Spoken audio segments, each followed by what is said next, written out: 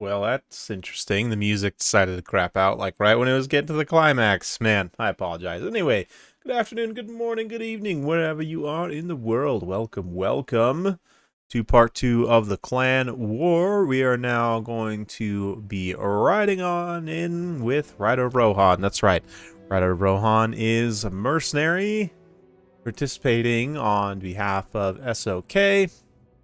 And so we go straight into the land battles portion of the Clan War. For those of you guys who missed it, you can go check out the domination portion of the Clan War yesterday.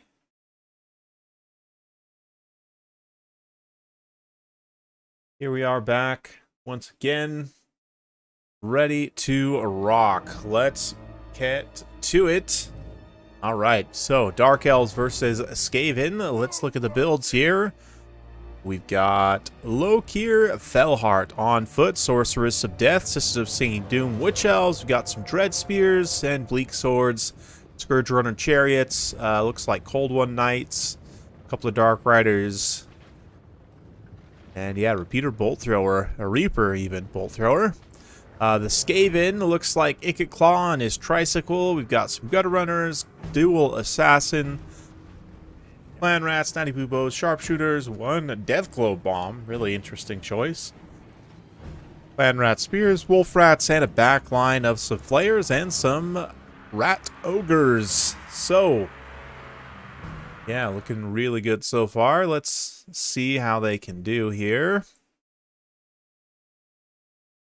Yeah, the Scourge Runner Chariots immediately going to be making their presence felt as they go for a quick hit and run charge here in the front line, doing some nice disruption. Of course, they do have great ranged attack as well. Ooh, Clan Vulcan's Tail Slashers. That's an odd one for sure. Regiment of Renown, Clan Rat Shields. You don't see them super often, but they are here in this particular battle. And one of the Scourge Runner Chariot models at least gets caught, takes some damage here as the Dark Elves charge on in. We're going to see a Flensing Ruin get popped here on these Cold One Knights. On Lokir, they charge in. Bleak Swords charge in as well. We get a big escalation by both sides, throwing in resources here. Brass Orb, Rivalhide Talisman. Haven't seen that item used in a while, but it's a great minus 40 melee attack debuff from the Assassin in a big AoE. Can use one and then the other here if need be. Lots of stuff going down here. Aspect of the Dread Knight, giving some terror, and Leadership Bomb here ends up routing Wolf Rats at full HP. All these Skaven units just running for the hills. That Doom and Darkness combination with the Aspect of Dread Knight, or the Leadership and Terror shift. And meanwhile in the center, likewise, the Dark Elf Cavalry definitely making things tough for Skaven to operate. Death Globes looking like they are having a tough time throwing here. Much more expensive than the regular Globadiers, obviously, and really not that much better in terms of performance, but they're definitely here. And the Scourge Runner Chariots are continuing to run through. The Skaven actually slightly ahead on the balanced power, considering they've done so much damage, but a lot of their units are taking quite a bit of damage as well. We're getting a little duel here. I say duel. Lokir wants no part of this, so he's going to switch out and allow his anti-large cavalry to get the work done. Taking down Ikit the Claw here. Mr. Claw is, after all, quite a formidable combatant.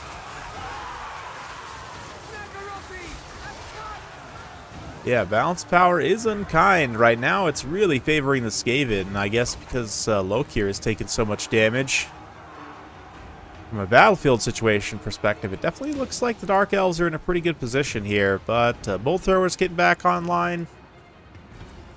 And Murderous Prowess kicking off at a very opportune time for the Dark Elves to try and make a big timing push here. Now let's see what they can do. There are still quite a few high-value units left on the field. These Natty Boobos Sharpshooters, Deathglow Bombardiers, all going to be very good targets. So we see the Cavalry switching over. Dark Riders, really good charge bonus with that Murderous Prowess active. They've got a fat 50 charge bonus for such a cheap Cavalry unit. It is quite good. And yeah, the Wolf Rats here. Holding, not really meant for that line engagement, but they're holding for the time being. And the Death Globes continuing to row as well. Yeah, 90 buboes landing from shots at long range. I'm not sure 100% what they're targeted on, but looking like they're getting some very, very good value. Yeah, the bleak swords do get back, though. Get on them, shut them down, at least momentarily, prevent them from firing. Yeah, bleak swords pushing through just on all fronts. These low-tier infantry for the Dark Elves actually putting in some pretty good work right now. Like I said, there's a lack of globes. The one Death Globe Bombardier is good, but they're currently getting routed. Another really well-placed aspect of Dread Knight, definitely. Hashtag OP Elves. Yeah, the OP Elves definitely prevail on leadership. Skaven just kind of cascades into a chain route. And there you go. Yeah, it's the Rider of Rohan. Despite how rough that was looking for him at certain points, manages to take home the win, doing XMT proud, and ultimately securing another point for SOK. So we are getting to 1-3. There are still a few more land battles left, so SOTM definitely still has a chance. Come back and win this thing. But a nice performance from Rider of Rohan. Yeah, Scourge Runner Chariot's just such a nice hybrid unit. We got good value on the Dark Riders as well. Good value on the Cold One Knights. Just a nice combined arms win here. Even some of the infantry gonna pay for themselves and get some good value back, which is always nice to see. So yeah, looking pretty good there. And let's move on to the next replay.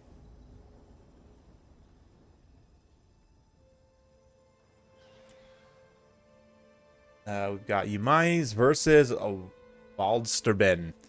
And it's looking like Lizardmen versus the Chaos Dwarfs.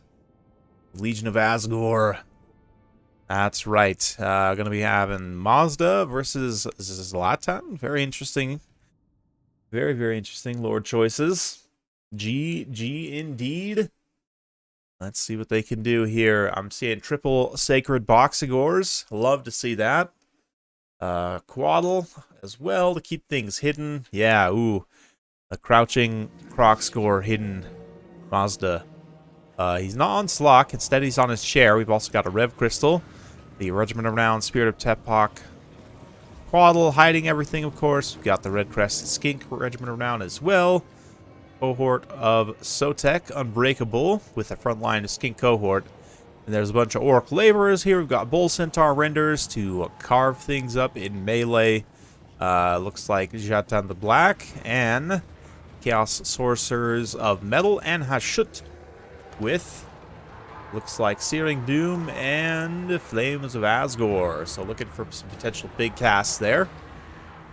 And right away, the Skink Cohort going to get in and get absolutely mauled on many fronts. They'll actually trade okay into the Laborers. But they are currently being significantly outnumbered by Laborers in this specific area. And let's see. Yeah, for Umais here, he's just kind of eating whatever chaff units are presented to him for the time being. But definitely looking to come in, cause some big problems on this flank. We see Bull Centaurs, cavalry moving in. Will they be able to catch the Crocscores flat-footed? We see even a net going down on Mazdamundi as multiple characters try and land on him. Yeah, you see the Rev Crystal pop a heal. Horde of SoTek move in for support. And yeah, there's 3 flying single entities trying to get in on Mazdamundi right now. So a little bit of a traffic jam. But definitely all 3 are now connected, and that is going to be a big problem. We see Flames of Asgore being pulled up as well. That's going to do massive damage to all these clever girls. And huge damage in general to the Lizardmen build. A lot of the power units here are struggling somewhat, but the Sacred Crocscores continuing to fight. They're actually pretty good in sustained combat, so they should be able to grind quite well here against the Bull Centaurs. Bull Centaurs, though, are the axe and shield variants, so pretty good melee defense as well. But now that the charge bonuses have worn off, things are going to start to turn into a little bit more of a grind. The Spirit of Tepok is facing a 3v1 engagement here as well with these 3 big single entities. But due to the Quaddle's janky animations, I don't think it's actually being targeted by all 3 at once. So it can kind of actually just focus one at a time here as we see a banishment get unleashed from Mazdamundi, turning some damage onto yeah, the laborers and the supporting hobgoblin raiders and whatnot. So now pretty soon it's going to be just the bull centaurs left.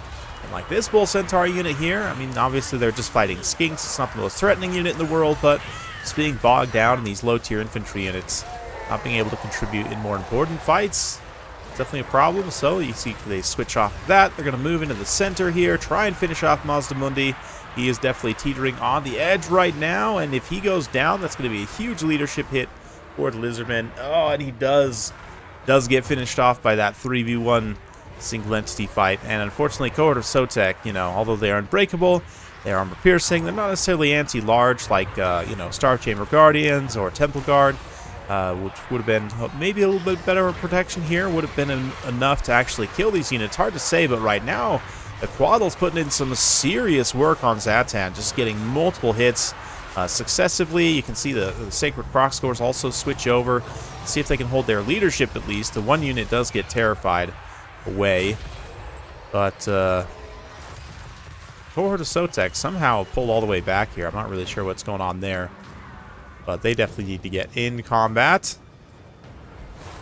Yeah, somehow the Spirit of Tepok here pops itself with that Bound Earthblood and is just doing fine somehow. Countercharges Zatan and maybe is going to actually kill him here. It does get the net Sadistic Snare, which is going to debuff the melee defense. Oh yeah, it gets a little bit away from its support units, takes a couple of big hits in the back from the Demonsmith Sorcerers. But man, if it can finish off Zatan here, he's got 600 HP, whiffs on that melee attack, taking a few huge hits from behind again.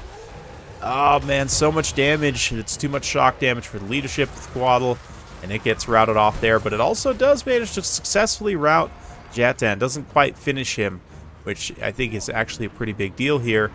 But let's see. Takes some hits as it's fleeing because its ground speed is so low. Yeah, oh, it gets finished off in terms of its leadership there. And I don't think there's any hope left for the Lizardmen. The evil Dwarfs gonna come in and finish things. Rev Crystal valiantly holding out with the Cohort of SoTek, and the remaining yeah, Croc scores not quite enough. Definitely a fun one for sure, but nice manages to get another point for SOTM, get them back a little bit closer here. So we are now on a 2-3. And yeah, from the Lizardmen's perspective, definitely tried their best. It was a pretty valiant attempt, but you might have had a pretty good counter build for what was brought here. Ultimately, Sacred Cross scores did a pretty good job, just weren't quite able to do enough damage to pay for themselves. And then Mazdamundi getting hard sniped was pretty tough. Surprised the Spirit of Tepok doesn't actually have more value, considering how much damage it was doing to high-value targets. But yeah, despite the fact Zatan is here, he doesn't really do a lot. He's more just supporting these two Demonsmith Sorcerers who actually get the bulk of the work done. And then the Bull Centaurs, just kind of some nice support value there as well. So, let's move on to the next replay. We've got Dane versus Dr. Krokosik, which you guys will have to let me know who is for which clan, because I actually don't know.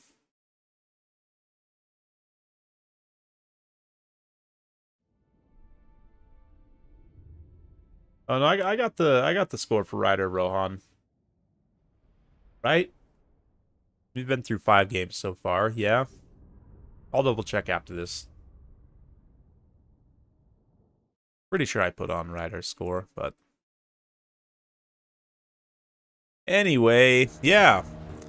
We got Nurgle versus Dr. Krokosik as SOTM. Okay, so then we've got the yeah, we've got Savage Orcs, Night Goblins mixed the front line, Swamp Things, it looks like some Night Goblin Archers, including the Rusty Airs, River Troll Hag, a couple of Air Boys as well, so some pretty heavy Daka in this build. Savage Orc, Boar Boys, Goblin Big Boss, and Skarsnik hidden here in the woods, Sturkit Squigs as well, more Grips Mangy Marauders, so just quite the random mix of units. Nurgle, meanwhile, coming in with triple artillery. We've got Ugath plus double soul grinder, so definitely going to be some long-range damage. landing and then attempting to take this rush. Will they be able to? That is a big question. There's a lot of really nasty units for Greenskins here, and in particular, all these archers are probably going to give Kugaths problems, but let's see.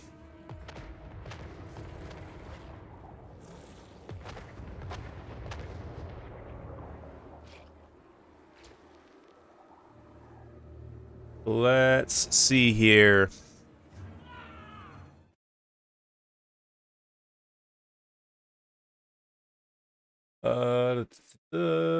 I'm watching the VOD. I'm pretty sure I'm watching Skaven versus Elves, and I definitely updated the score because it was 1-2 before then.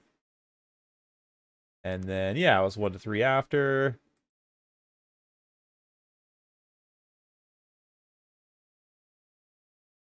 Hang on. And then it went back. No, it's 2-3.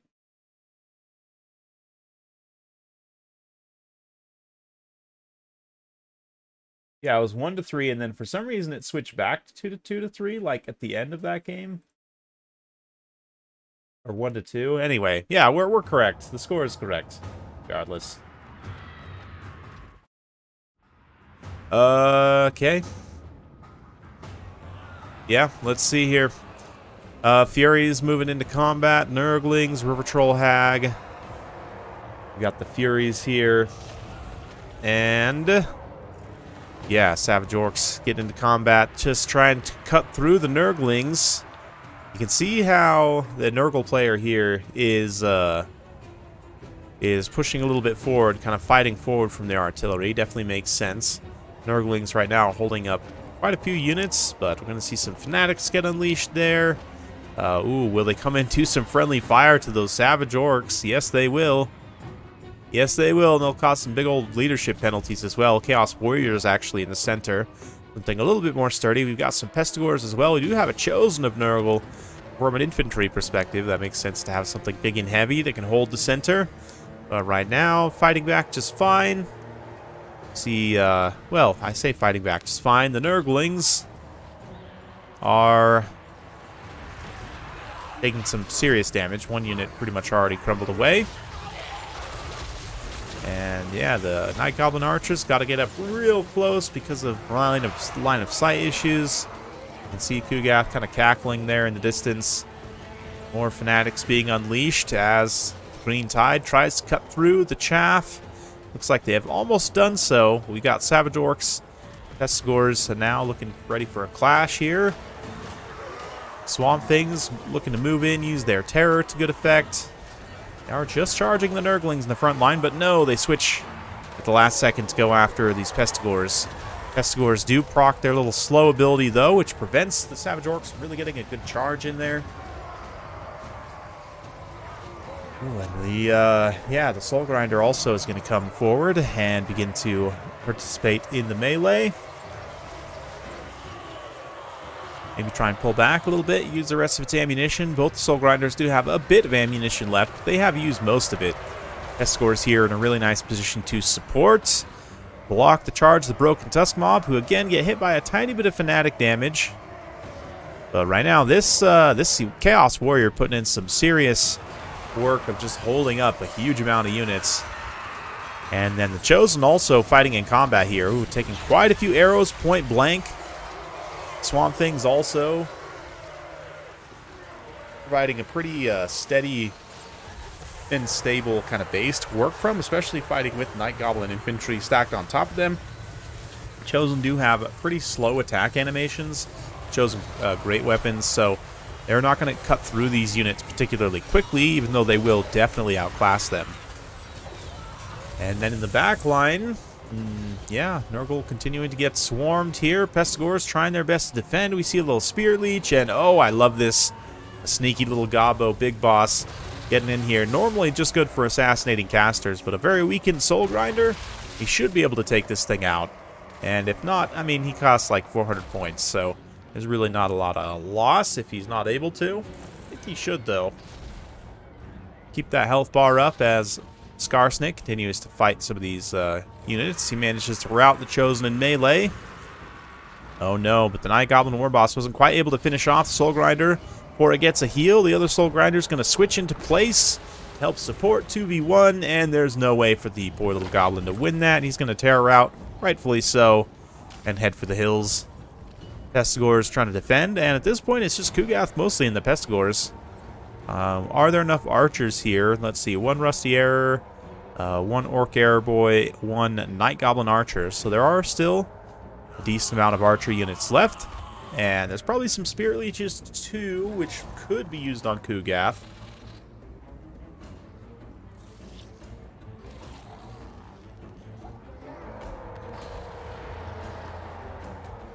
Yeah, it's looking like there's the Spirit Leech on Kugath. A little bit of damage. His health pool is so big that it won't actually do that much to him, but every little bit certainly helps.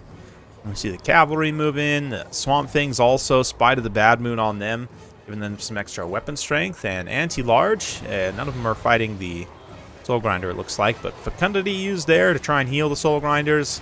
Does pop through and get onto these other units as well, I believe. Yeah, maybe not fully, actually. I don't know, does Fecundity still spread like a plague? Anyway, more Fanatics being unleashed. Ooh, nice dense block of enemy units to put it through, although the pathing RNG isn't the best. Still does some pretty good damage, but yeah, Durkit Squigs moving in. Trying to break these Pestigors, Nurglings, infest Nurglings even. Summoned by Kugath here, who's going to drop a heal on himself. And at this point, trying to just collapse everything except Kugath and then leave him to the archers. So we do get the nice concave forming, Rusty Arrows. Got another Night Goblin coming in as well. Arrow Boys, Night Goblin Archers. Fermented Fungi being used here to drop his melee defense. Spirit Leech, Sundered Armor, and Skarsnik Goblin themselves moving in with their anti-large bonus. So it's all hands on deck trying to take out the Plague Father here, and it does look like quite the symphony of destruction as he is taken down here. Not long for this world. Indeed, despite his massive HP pool, he is taking very significant damage here. Yeah, those Daka, those archers. It's too much for Kugath.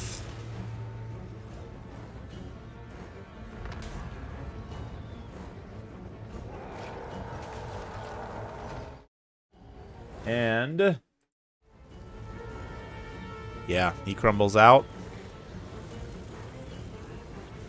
And it's going to be victory for the Green Tide.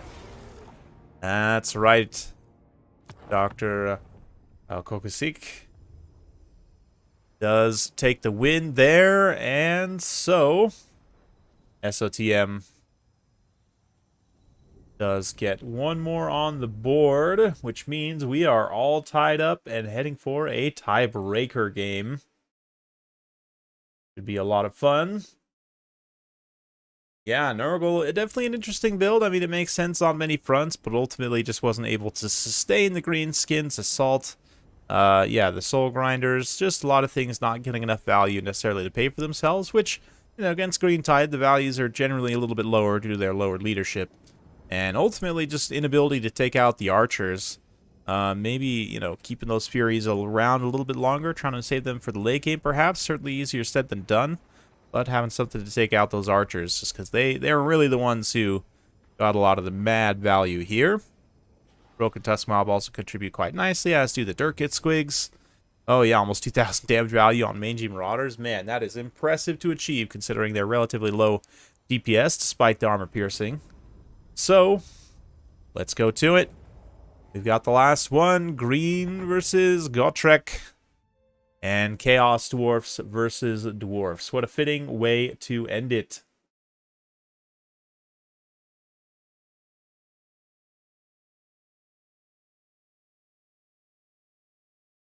All right, all right.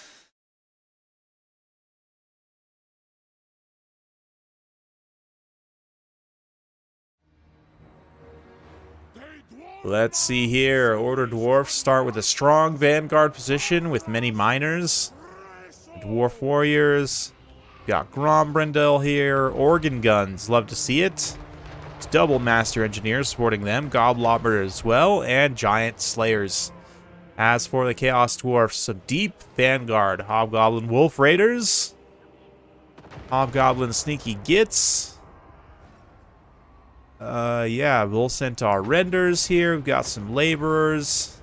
Dual Axes. You can see already the organ guns routing the Laborers away just through sheer brute firepower. The Sneaky Gits managed to mostly avoid taking too many shots there, though.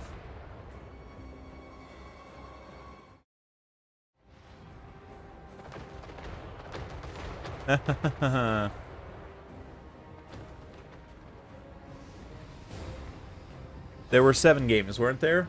Yeah, this is the 7th game. 3 plus 3 plus 1. Yeah, we got them all. Yeah, this is the 7th game. And the tiebreaker. So, let's see. Yeah, we got some harass here by Drazoath.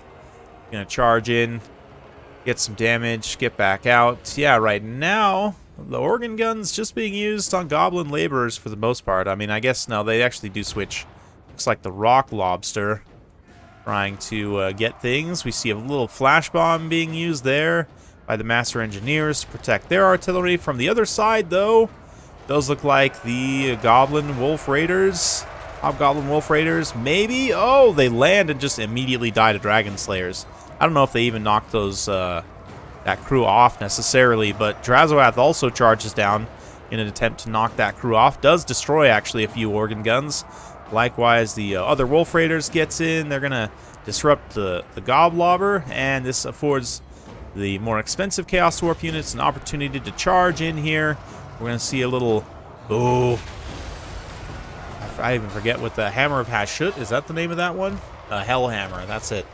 Does some damage, not anything too crazy.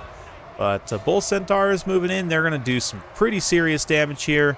Drazoath also wants no part of Grombrindle with the Rune Axe and with Flash Bomb active. So he's going to hightail it out of that combat. And yeah, basically the Bull Centaur is getting into combat here, but kind of unsupported in many instances. Let's see if they can actually... Yeah, they do manage to finish off the organ gun. The Goblobber is trying to do whatever it can here, but both organ guns have been routed away at this point. And the Bull Centaur is just finding lanes to get in here and carve up units, whatever they can. Honestly, that damage is not impressive for such an expensive spell. Yeah, I agree. I think if you're going to go with an expensive Lore of Hashut spell, you might as well take Flames of Asgore. Dwarf's spell resistance definitely does help, but I think Flames of Asgore probably does enough damage to just get through it. But yeah, Grombrindle has no fear being used here to try and stabilize the artillery crews, but not in time to keep them from getting routed. Drazoath now also going after the Master Engineers. So the Dwarven formation has been pretty well disrupted. The Giant Slayers are kind of out in no man's land right now. Not really fighting what they need to, which is any of the Bull Centaurs, but Hashut Stark Ravagers very politely land directly on them and then eat a Flash Bomb to debuff their melee defense. So they've got to get out of there before they get absolutely killed by Giant Slayers. Here, the Sneaky Gits, not really worth much for support. But yeah, slowly over time, the Renders are taking damage as they kind of cycle charge.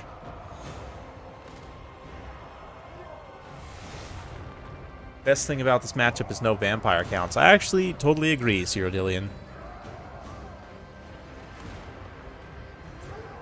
Let's see, yeah, Dwarfs kind of restabilizing, getting their, what's left of their range core back together, which is just really 2 Master Engineers sniping. Hashut Stark Ravagers once again get slowed. They throw an axe and then turn around to try and get out of danger. But you can see the Dwarfs kind of reorganizing, getting their defensive position reset here. Seeing if they can't push back some of these forces. Blasting charges at this point have pretty much all been used. Don't really like the style of mining army. Yeah, it definitely feels a little bad sometimes, but right now, Grombrindle's getting a really nice engagement, at least he was, against Drazoath here, but now the support units show up with Hashut Stark Ravagers able to eat some hits and kind of keep Gromby pinned in here. Ooh, another Hellhammer does some, again, pretty good damage, but I definitely agree for how expensive that spell is. I mean, it seems like it's kind of just a more expensive, like, longer wind-up time Penumbral Pendulum, honestly. The damage seems pretty similar. But another flash bomb being used there. I will say the triple flash bomb is pretty devastating. That is going to allow like even these low tier miners to get in on a unit and actually get some hits. 19 melee defense on those Bull Centaur renders. Another flash bomb being used on them to make sure their stats stay debuffed. But I mean, there's still 2 more Bull Centaur renders. One with dual axes actually out here. That breath attack seems like it should have done more damage. I guess maybe it does damage to just this one miner here. But oh man, Drazoath charges in. A very, very dangerous situation. Relatively unsupported with Gromby and multiple other single entities nearby. But let's see. I love the laborers versus miners engagement because actually laborers trade very well here. Yeah, imagine Flames of Asgore here. Exactly. Exactly. Yeah, Flames of Asgore instead of Hellhammer would have made a very big difference. This blob would have been absolutely devastated by that spell. But now we see the Bull Centaurs kind of moving in for a final engagement, sensing this big Doom blob is juicy enough to charge into. They're going to get some really nice impact damage on the charge there. One unit, the Dark Ravagers, switches over once again to try and support the heroic engagement. And then Bull Centaurs from both sides. There's a lot of dwarfs left, though. Lots of dwarf warriors, miners. There's giant slayers mixed in here as well, I believe. Yeah, looks like they're actually switching over to try and help defend Grombrindle. And it's a pretty big engagement. Grombrindle once again pops... oh, that's ballistics calibration, actually, from the engineer. Oh, man, but... yeah, he does basically win the fight against Drazoath. Drazoath is forced to flee, as are the Hashut Stark Ravagers. And the Bull Centaur's dual axe is just absolutely feasting on value here.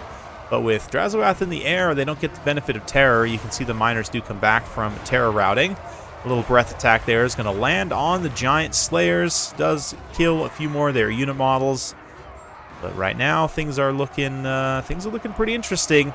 Both the Master Engineers, if they can get set and shoot, they can just lock their attack order basically on Drazoath, who gets hit by a flash bomb in the air. Yeah, you can see both of them start to plink him.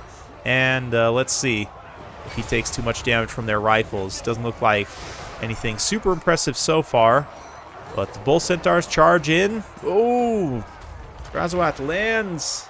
He's going to get smoke bombed once again. That flash bomb just continuing to put in absolute work here. He does get a couple of hits on Grombrindle regardless, but also eats a few hits as well, down about 1,000 HP. His leadership won't hold, and he will rout away ever so slowly. Once the flash bomb drops, he'll have a little bit more speed about it. But yeah, Hashut Stark Ravagers now being routed off, and one of these Bull Centaurs also getting very low. Those overlapping flash bombs just so strong. Dual axes trying to hold. These Bull Centaur renders did manage to get one Master Engineer in a pretty nasty surround. That is not a good situation for him to be in. But, ooh, another Hellhammer here. Some of the laborers try and pull away from that. Does some pretty good damage, enough perhaps to finish off like this unit of miners. We'll see. They do manage to hold their leadership now. Dwarven leadership definitely very real.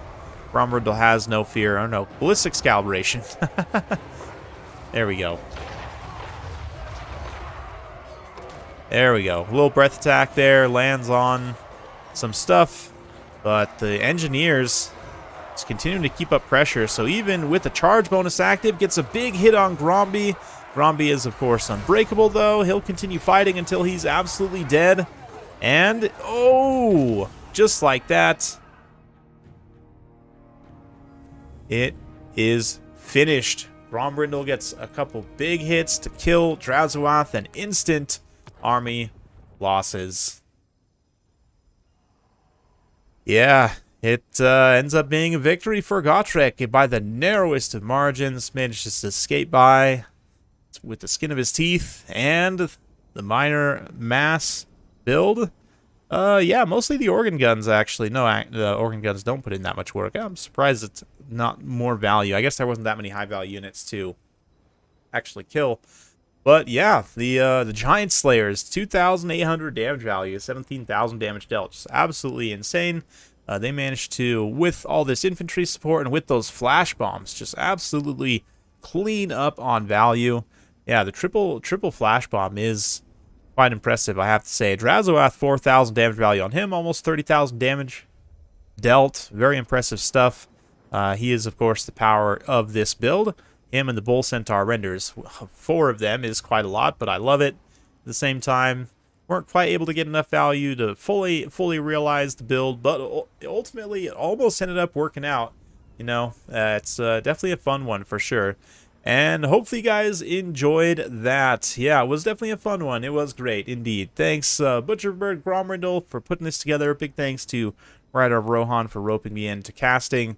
And yeah, it's been my absolute pleasure. Thank you guys so much for coming out. Giant Slayer better hammers. No, in many ways that is true. They have mobility, which hammers generally lack. But yeah, fun. Thank you all so much for watching. We'll see you next time.